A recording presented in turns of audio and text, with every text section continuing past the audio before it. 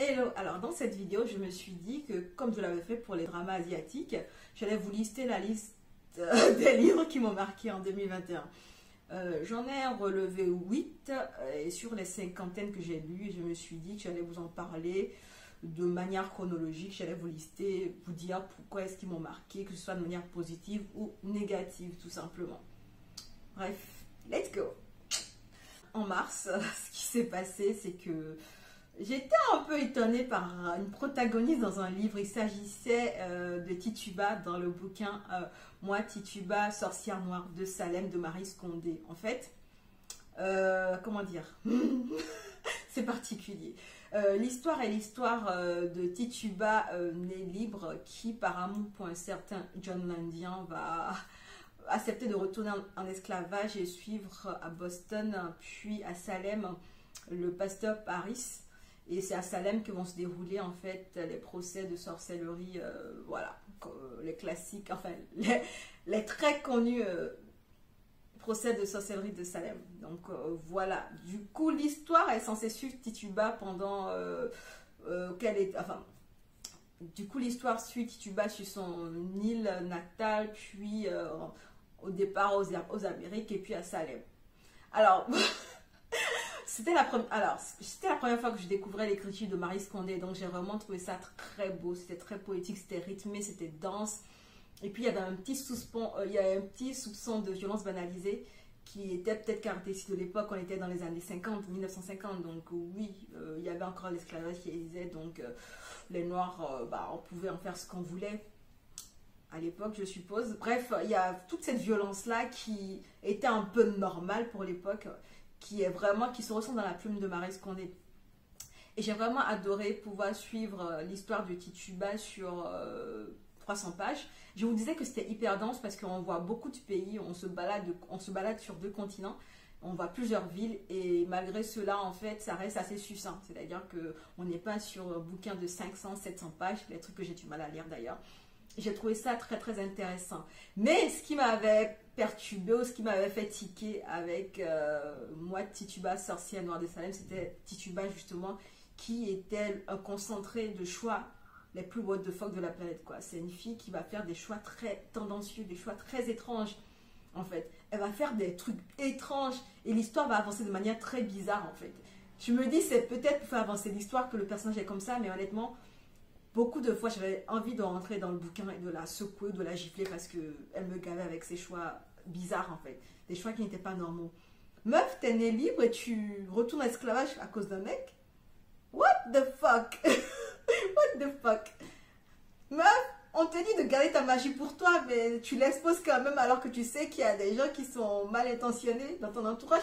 Bref, elle a fait plein de trucs très très étranges en fait. Du coup, j'étais là en route. Tituba, est-ce que tu cherchais pas la merde toi aussi? Donc voilà, c'était le livre qui m'avait marqué en mars 2021. En mai, j'ai vraiment été émue comme pas possible par Ce que je suis d'Olivier Dorchamps. C'est son premier roman et honnêtement, la plume elle est juste magnifique. C'est drôle, c'est grave, c'est philosophique. Waouh, en fait, c'est une trop belle plume quoi. Et honnêtement, l'histoire est juste waouh. L'histoire est celle de Marwan qu'on suit, qui vient de perdre son père et qui est très peiné par cette perte-là puisqu'il adorait son papa. Il reçoit une nouvelle comme un coup de massue en plus de son état, enfin, en plus de sa peine de base quand il apprend que son père a choisi d'être inhumé au Maroc. Alors qu'ils vivent tous à Clichy en France. Donc pour lui, c'est un choc parce qu'il ne s'attendait pas à ce que son père décide d'aller être enterré dans un autre pays qu'il n'avait jamais abordé avec lui en fait. Donc Marwan, fils d'immigrés très intégré, va quand même va quand même être celui qui accompagne le cercueil au Maroc. Et ce sera pour lui l'occasion, ce sera le dernier voyage avec son papa, ce sera pour lui l'occasion en fait de comprendre la double culture, de comprendre les secrets de famille, les non-dits, et puis de comprendre surtout son papa et ce choix-là qu'il a fait d'immigrer et ce choix-là qu'il a fait de retourner dans son pays d'origine, de l'a choisi comme sa dernière demeure. Et honnêtement, waouh, waouh, waouh, waouh. C'est hyper émouvant, les gars. C'est hyper émouvant. Je vous ai dit que l'écriture était trop sublime. C'est léger. Enfin, comment on vous dit, ce n'est pas des phrases hyper longues. C'est pas des phrases qui vont te faire 10, enfin, pas 10 pages, mais bon. C'est des phrases très simples, mais qui te prennent au cœur, quoi. Et en plus, vous savez, suivre quelqu'un qui fait son deuil et qui essaie d'être léger et qui essaie quand même, et qui essaie d'être léger une minute et qui va tomber en peine, va pleurer toutes ses larmes la nuit d'après. Enfin, waouh, c'était une trop belle histoire, honnêtement. Suivre Marwan, c'était une leçon de vie, c'était une leçon sur, vous savez, le rapport qu'on a avec le fait qu'on est immigré ou pas. Et j'ai trouvé ça très instructif parce que finalement, je viens d'une famille d'immigrés, donc voilà, c'est plutôt, wow, c'est plutôt très instructif. J'ai adoré ce que je suis. Et c'est un livre que je recommande. Du coup, on va suivre Marwan de Clichy à Casablanca dans sa quête d'identité, dans son rôle d'inquisiteur par rapport aux secrets de famille, dans sa redécouverte de lui-même, puisqu'il va être amené à la croisée des chemins, à faire des choix pour sa vie qui tourne en rond à ce moment-là. Honnêtement, c'est vraiment, je trouve que c'est un roman qui est en même temps, qui est à la fois philosophique, qui parle de deuil et qui est drôle. Je ne sais pas comment expliquer. Mais le pari est réussi, c'est très très bien fait, honnêtement. Donc voilà, je vous le recommande. Toujours en mai, la fangirl que je suis est tombée en extase, en amour, en tout ce que vous voulez, sur le bouquin The Bane Chronicle, qui est un recueil de petites histoires sur Magnus Bane, un personnage de Shadowhunter que je trouvais juste magnificent. C'est un personnage lumineux, extravaganza. C'est un personnage que j'adorais voir à l'écran. Surtout, en fait, je crois que je regardais Shadowhunter juste à cause de Magnus Bane et aussi de Alec peut-être. Vous savez, pour le Malek. Ceux qui savent. Donc honnêtement, je regarde cette série-là rien que pour Magnus Bane. Et quand j'ai découvert qu'il y avait une version, enfin il y avait un livre qui reprenait les histoires de Magnus Bane, puisque c'est un magicien qui est immortel. Je pense qu'il a plus de 400 ans. Et il y a l'écrivaine a écrit un recueil d'histoires qui raconte le passé de Magnus Bane, comment est-ce qu'il a traversé les temps et les âges, et ce qu'il a fait comme connerie aussi. Et il est toujours aussi lumineux, toujours aussi pétillant de couleurs, toujours aussi l'homme de la situation. J'ai passé un hyper bon moment, honnêtement. Quand j'y repense. C'est en anglais. Je ne sais pas s'il y a une version qui est en français disponible. Je ne crois pas. À l'époque où j'avais acheté le bouquin, il n'y avait que la version en anglais qui existait. Donc voilà, pour ceux que ça intéresse. En tout cas, moi, ça a été un kiff. Et je kiffe. De temps en temps, il m'arrive de retomber, de relire des histoires qui m'ont plus plu que d'autres. Et honnêtement, c'était une super découverte. Bref, je recommande aussi. De toutes les manières... la plupart des bouquins que je vais présenter ici sont des bouquins qui valent la peine d'être lus. D'une manière ou d'une autre, ils bouleversent. Donc voilà. Alors, août a été un mois très très productif en termes de lecture choc. J'ai eu beaucoup de livres qui étaient chocs en août, honnêtement. Alors, Bonjour Tristesse de Sagan. Françoise Sagan m'a choquée dans le fait que je me suis dit, mais elle a écrit ça à 18 ans. Elle a écrit ça à 18 ans. Le livre, je comprends pourquoi il avait été encensé à l'époque. En fait, honnêtement, c'est très bien écrit. C'est une histoire de manipulation, de jeu psychologique qu'une ado de 18 ans a pu écrire de manière aussi bien ficelée. J'étais choquée, en fait, quand je l'ai lu. Je me suis dit, waouh! Waouh! À 18 ans, il y a des gens qui font des choses, hein. Je pense qu'à 18 ans, moi, je faisais quoi? Je ne savais même pas ce que je faisais. Je pense que je regardais des mangas, je regardais One Piece, en fait. Je faisais rien d'autre. Mon Dieu! J'ai été choquée. En fait, l'histoire est l'histoire d'un duo père-fille, en fait, qui sont très complices, qui sont hyper légers, insouciants, qui aiment croquer la vie à pleines dents. Ils n'aiment pas être sérieux pour un sou. Et en général, ils passent des vacances d'été en étant tout aussi légers. Il se fait quand même que cet été-là, l'été où on raconte l'histoire, le duo, le tandem léger finalement, va être rejoint par une amie de la famille qui va essayer de mettre de l'ordre dans le joyeux bazar que les deux protagonistes aimaient bien. Et finalement, l'été de l'insouciance pour la fille va devenir l'été des jeux psychologiques, l'été de la manipulation, l'été du drame, honnêtement, et des premiers amours. C'était vraiment une explosion. Une explosion aussi de tristesse, de mélancolie à tout instant, parce que elle était trop mûre pour l'âge qu'elle avait dans le bouquin. et aussi, je sais pas comment expliquer ça, mais honnêtement, c'est un livre qui vaut la peine d'être vécu. Bonjour Tristesse, un livre très mélancolique. Je vous ai déjà dit que j'aime parfois les histoires mélancoliques, mais là, pour le coup, j'ai vraiment adoré. J'ai passé un très très bon moment à lire Bonjour Tristesse. Alors, toujours en août, Noir n'est pas mon métier a été aussi une très très belle découverte. Ça a été un coup de poing. Le livre, quand il était sorti à l'époque, il y avait eu beaucoup de chaînes qui avaient interviewé les 16 actrices qui avaient écrit ce bouquin, avaient écrit cet essai-là. Je m'étais toujours dit dans un coin de ma tête qu'il fallait que je le lise un de ces quatre. Je l'ai lu en août 2021 et j'ai été vraiment bluffée. J'ai adoré déjà la préface d'Aïssa Maïga, la préface édition Point qui est vraiment... on sent la passion de militante à revendre en fait. Et Noir n'est pas mon métier, un essai où ces actrices vont partager des témoignages, des essais, vont partager leurs ressentis par rapport aux expériences qu'elles ont vécues dans le milieu du cinéma français, de la TV et du théâtre en fait. Donc c'est pour dénoncer les stéréotypes auxquels sont confrontées les femmes les femmes noires ou les femmes métisses, la misogynie, le racisme et voilà. Donc c'est un essai qui ouvre les yeux sur un milieu qu'on ne connaît peut-être pas forcément puisqu'on n'a pas les yeux dedans. Avec le MeToo qui est venu il n'y a pas longtemps là, je me dis il y aura peut-être MeToo Black, je sais pas, bref. Je trouve intéressant quand même qu'on voit l'envers du décor parce que sous le glamour, les strass et paillettes, la diversité n'est pas vraiment très représentée finalement au niveau du cinéma français.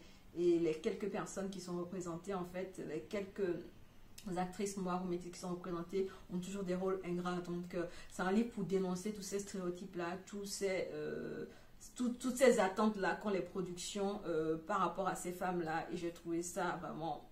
Ouais, coup de poing les filles. Bref, j'ai kiffé. Alors, toujours en août, j'ai lu, j'irai... Alors, toujours en août, j'ai lu J'irai cracher sur vos tombes de Boris Vian. Voilà, le ton est donné en fait. Honnêtement, c'est une lecture qui m'a vraiment dérangée, m'a choquée, m'a mise dans tous mes états. J'étais là en mode what? En fait, c'est l'histoire d'un noir à la peau laiteuse qui se fait passer pour blanc. On est dans les États-Unis dans les années 1950. Il se fait passer pour blanc et intègre en tant que libraire une petite ville. Et on sent qu'il n'est pas venu dans la ville de manière anodine. En fait, il est venu dans un esprit de vengeance. Parce que son frère a connu une fin tragique dans la ville en question. Parce qu'il est noir. Donc lui est là pour prendre sa revanche sur les blancs. Du coup, il a un mantra limite dans sa tête qui est le sang par le sang. Et voilà. En fait, ce livre est tellement cru, est tellement dérangeant dans les propos. Et en fait, on n'aime rien dans ce bouquin. En fait, il y a beaucoup de scènes de sexe, il y a beaucoup de langage cru. Il y a... En fait, il y a tellement de trigger warnings que je ne sais même pas par lesquels commencer. Il y a détournement de mineurs, il y a viol, il y a pédophilie, il y a quoi d'autre? Et le personnage, il est abject, il est cru, il est... Waouh! C'est un antagoniste que tu ne veux même pas aimer en vrai. Tu le détestes toi aussi, parce que tu te dis, mais... Ah! Tu le détestes, mais tu comprends comment il en est arrivé là en fait. Parce que tu as... je sais pas. Honnêtement... C'est un livre qui m'a beaucoup dérangé quand je l'ai lu. Il m'a énormément dérangé. Et je crois que je me suis dit, mais plus jamais un livre pareil. Plus jamais un livre pareil. Parce que c'est vrai qu'il faut dénoncer les choses, mais honnêtement, waouh, je ne veux pas être traumatisée pour ça. Donc je me suis dit, plus jamais un livre pareil. Et pourtant, j'ai enchaîné à la suite tous les morts. Et pourtant, j'ai enchaîné à la suite tous les morts ont la même peau. De Boris Vian toujours. Je m'attendais à quelque chose de plus léger et ben bam dans ta face Diane. Je m'attendais à quelque chose de plus léger mais bam dans ta face Diane parce que voilà. C'est pire. Non, c'est pas pire. C'est un peu moins dosé. Mais quand même c'est dans le même registre. C'est dans le même registre. L'histoire, cette fois-ci, ben, c'est toujours en fait une histoire de passing en fait. T'as un noir limite blanc, qui se fait passer pour blanc et qui veut protéger son statut de blanc parce qu'il n'a rien dit à sa femme et sa femme pense qu'il est blanc. Donc il veut protéger toute sa sphère blanche. Et voilà, il fera tout pour éliminer les menaces qui veulent partager ce secret-là, même si c'est les gens de sa famille. Donc voilà. Pareil, le personnage, il est abject, il est dur. il est violent pour un rien. Il y a beaucoup de trigger warning, viol, violence sexuelle. Honnêtement, meurtre, c'est hyper noir. Enfin, honnêtement, c'est vraiment... je sais même pas quoi dire. il m'a énormément dérangé aussi. Et en fait, je me disais non, que le deuxième de Boris Vian, il serait pas aussi bizarre. Mais honnêtement, après avoir lu celui-là, je me suis dit, ah ben dis donc. Quand Vernon Sullivan, il prenait le pseudo de Boris Vian, honnêtement, les livres qu'il écrivait étaient vraiment trop trash pour moi, en fait. Je peux pas. Et je ne pense pas relire des livres dans ce genre-là parce que c'est traumatisant. Honnêtement, c'est traumatisant. Il y a un truc qui me dérange sur les violences faites aux enfants, en fait, qui... Waouh. Ah non. Je peux plus. Donc, oups, c'était un mois qui avait bien démarré. Et puis, c'était hyper choquant pour moi sur la fin. Tout était choquant, mais bon, les livres de Boris Vian étaient hyper choquants pour moi. Donc, j'ai eu du mal. Je pense que j'ai eu du mal à passer à autre chose. Je suis passée à autre chose que un mois plus tard, je crois, limite. Ouais, je crois. Le dernier roman qui m'a vraiment... qui m'a tenu en mode hype un peu en novembre, ça a été Les naufragés du Batavia, qui est un récit. Ça m'a vraiment réconcilié avec le genre récit en général, parce que j'ai bien aimé ce qui s'y passait, j'ai bien aimé comment l'histoire a été racontée, comment est-ce qu'on nous a parlé du naufrage du Batavia et ce qui a suivi après, puisque c'est tiré d'une histoire vraie. En 1629, le Batavia, qui est un bateau, je crois, hollandais, a coulé aux côtes de l'Australie. Il y avait 300 rescapés qui finalement ont échappé au naufrage, mais quand même sont tombés sous la coupe d'un psychopathe qui était secondé de disciples qui pensaient à les éliminer de manière froide, à les tuer un à un. Donc voilà quoi, ce qui se passe, c'est pas la mère qui a eu raison d'eux, c'est un de leurs compagnes. C'est un de leurs poteaux, quoi, un de leurs comparses qui a fait la route avec eux. C'est un des leurs qui a décidé de les tuer parce que voilà, c'est un psychopathe.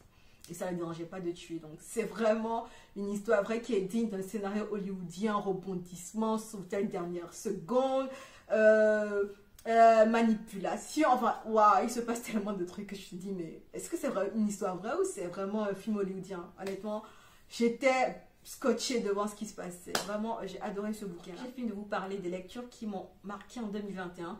N'hésitez pas de votre côté aussi à mettre en commentaire les livres qui vous ont marqué en 2021, de me dire pourquoi. Bref, on se dit à bientôt dans une prochaine vidéo et en attendant, prenez soin de vous. Ciao!